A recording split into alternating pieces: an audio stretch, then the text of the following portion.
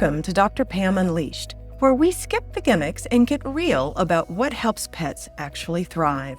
I'm Dr. Pam, functional medicine vet, symptom decoder, and your guide to a vibrant, no BS pet care.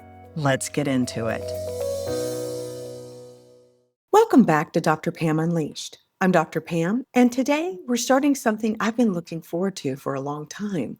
This series is Power to the Puppy, Building a Foundation. It's a series all about what happens before problems start, before diagnoses, before vet bills, before you're sitting across from someone like me wondering what went wrong. You have more power over your puppy's health than anyone has ever told you, and it starts long before you bring them home. Let's get started. I want to start with a photo I once saw, and I've never forgotten it. It was a Belgian Malinois, beautiful dog, sitting proudly in the backyard, surrounded by what I can only describe as a self-excavated trench system. We're talking serious earthworks here, the kind of thing that you would see in a World War I documentary. He wasn't destructive. He wasn't bad. He was just a Malinois in the wrong home. That's what lifestyle mismatch looks like. And it happens every day in backyards, in living rooms, in apartments across the country. People fall in love with a breed because of how it looks, or because their neighbor has one, or because they saw one in a movie. And then reality arrives, usually about 6 months old and 40 pounds later, and it's a lot. I had a client, lovely woman, who was 75 years old, who adopted a yellow lab. He was big, exuberant, with a heart of pure gold. Also, approximately the size and energy level of a small tornado. He knocked her down again and again. And friends, once we pass menopause, we don't bounce anymore. That's no joke. It's an orthopedic nightmare waiting to happen.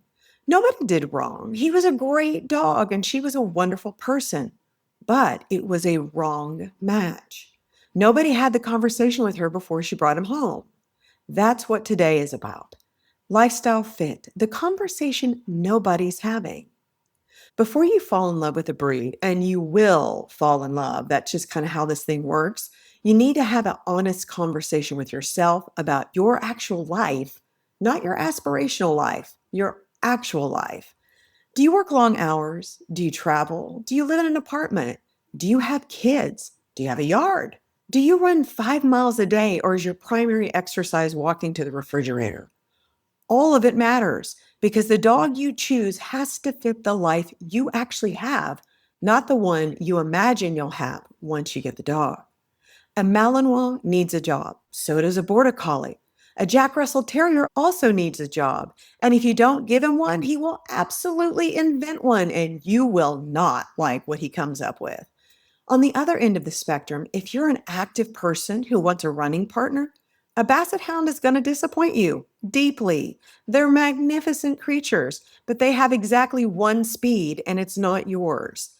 The point is, every breed was developed for a purpose, and that purpose is still there whether you acknowledge it or not.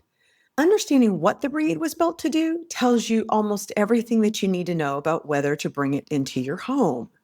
The pocket guide for this episode, Right Dog, Right Life, Before the Cute Face Decides for You, it's a practical tool to help you think through what kind of dog actually matches your lifestyle before your heart gets involved. And trust me, once your heart gets involved, rational thinking exits the building. Knowing your breed, the health piece.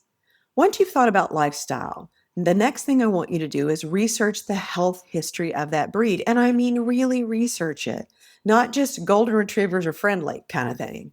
What does this breed actually carry? What are they predisposed to? What are you potentially signing up for? This is the part most people skip. They look at temperament, they look at size, they look at the absolutely devastating face, and they stop there. And then they come into my office 6 months later and say, I didn't know this could happen. Let me give you an example. Cavalier King Charles Spaniels. I love these dogs. I've never met one I didn't like. They are gentle and sweet, and they will sit on your lap for approximately the rest of your life if you let them.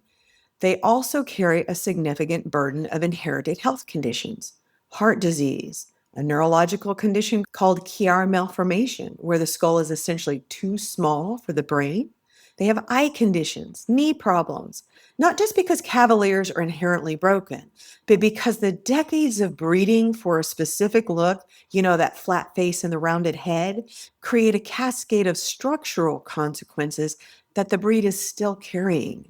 French Bulldogs are another one I adore, and another one that breaks my heart just a little bit. I love myself some Frenchies, never met one that wasn't charming.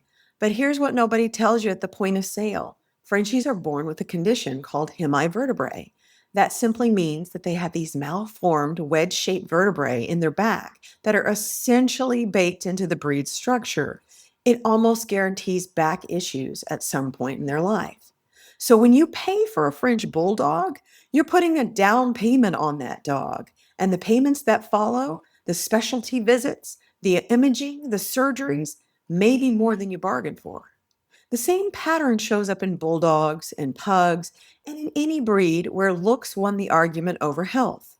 When appearance becomes the priority and structural soundness and health becomes secondary, it shows up in those animals, and it shows up in your vet bills, and it also shows up in heartbreak.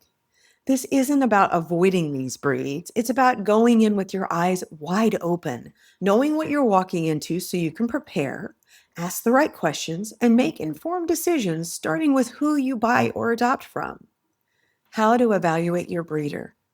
Let me talk about something that comes up every single time this conversation happens in my clinic, and the difference between adopting and buying from a breeder. First, if you rescue a dog from euthanasia, I'm completely and unapologetically on your side. There is nothing more generous than giving an animal a second chance at life, full stop. Here's the honest difference, though. When you adopt, you get what you get. The health history is largely unknown. What the parents carried, what they're fed, how they were raised, that's not a reason to walk away from adoption. It's just reality, and it means you build the foundation even more intentionally from day one, which is exactly what the series is about. When you work with a breeder, the equation's a little bit different because you actually have the ability to trace the generational health history before you commit. That's a significant advantage, but only if you know what to look for and what questions to ask. Essentially, do your homework, which brings me to what responsible breeding actually looks like. The breeder is the first health decision you're going to make for your puppy before you even meet them, before you ever hold them, before that one puppy climbs in your lap and you lose all capacity for rational thought. I say this from experience. I've been taken out by a cute puppy. It happens to the best of us. So, what are you actually looking for? First, health testing. A responsible breeder tests their breeding animals, not just a vet check, actual genetic and structural health testing appropriate for that specific breed. For a Cavalier, that means you can do actual genetic testing with a salivary swab for a variety of different genetic diseases. For a Labrador, it means checking out hip and elbow evaluations with x rays. For whatever breed you're looking at, there's a set of tests that the responsible breeders do. Know what they are before you go looking. If a breeder can't show you the results, that's information in and of itself. Second, how do the parents look and act? You want to meet the mom at the minimum, the dad if you possibly can. Are they healthy? Are they well nourished? Do they seem well adjusted? Do they have glossy coats with dark pigments in their nose, liner, and pads? Their health is your puppy's starting point. Third, how does the breeder talk about their dogs? A good breeder knows their animals. They can tell you about the individual personality of each puppy in the litter. They ask you questions about your lifestyle, your experience, your home. If a breeder just wants to know how you're going to pay, that's a red flag. Fourth, where are the puppies being raised? Puppies that are raised in a home environment with normal household sounds and human interaction from the very beginning have a socialization advantage that you cannot replicate later. The early weeks matter enormously. Fifth, what are they feeding the parents and the puppies? This one tells you a lot about the breeder's philosophy in 3 seconds. If the answer is Purina or any corn-based highly processed kibble, step away from the website. What a breeding female eats during pregnancy directly impacts the puppies she produces. Generations of poor nutrition compound. It shows up in immune function, gut health, coat quality, and disease susceptibility. The breeder who takes health seriously feeds accordingly. If they don't know what's in the food or they don't think it matters, that's your answer. Sixth, trust your gut. If something feels off, it probably is. A cute puppy can override a lot of rational thinking, which is why you do your homework before you go visit. Because once you're there, that puppy looks at you and you're done. Epigenetics, the aha moment. Now, here's the piece that most people have never even heard of. The health of your puppy doesn't start the day they're born. It doesn't even start the day they're conceived. It starts with the health of their parents and their parents' parents. What those animals ate, how they lived, and what they were exposed to, all of that gets carried forward in ways that go way beyond genetics. This is epigenetics. It's the most important concept in functional medicine, whether we're talking about humans or dogs. Think of it this way. Genetics is like a blueprint. Epigenetics is like a construction crew and the conditions they're working in. The same blueprint can produce a very different building depending upon what the crew has to work with.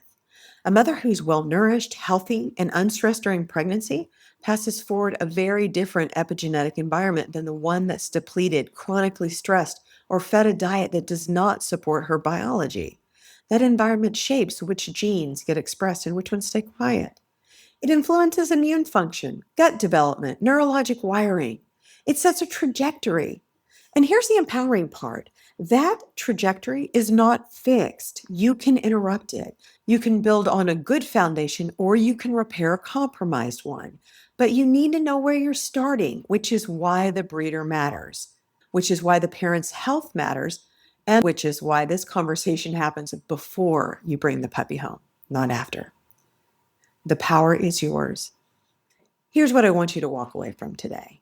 Most people treat getting a puppy like an impulse purchase. They see a face, they have a feeling, they bring home an animal they truly haven't prepared for, and then they spend years managing consequences that could have been avoided or at least anticipated with a little bit of homework up front.